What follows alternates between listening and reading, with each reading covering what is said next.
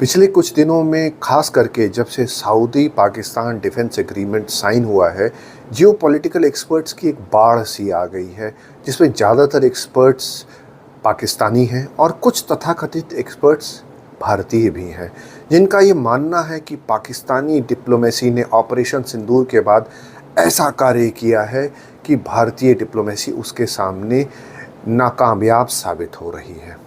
जानने का और समझने का ज़रा प्रयास कीजिए।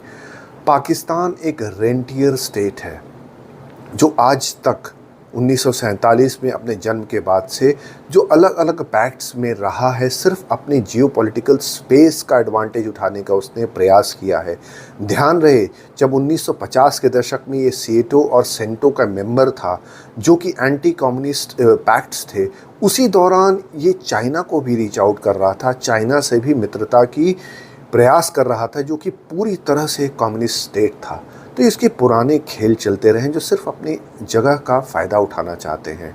रही बात भारत से इसके संबंधों की, 1971 के बाद जब उसे बांग्लादेश के युद्ध में करारी हार मिली, पाकिस्तानी सेना ये बहुत अच्छे से समझ गई कि भारतीय सेना को अब कन्वेंशनल वॉर में हराना असंभव है।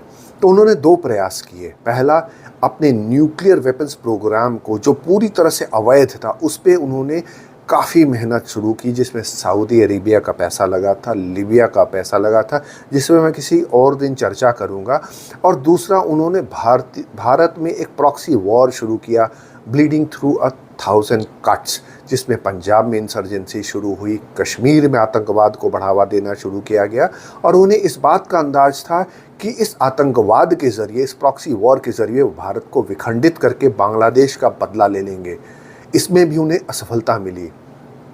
आज जब भारत ने ऑपरेशन सिंदूर के बाद ये सिद्ध कर दिया कि न्यूक्लियर वेपन्स का जो एक भय था, धमकी थी, अब भारत उसे पूरी तरह से नकारता है।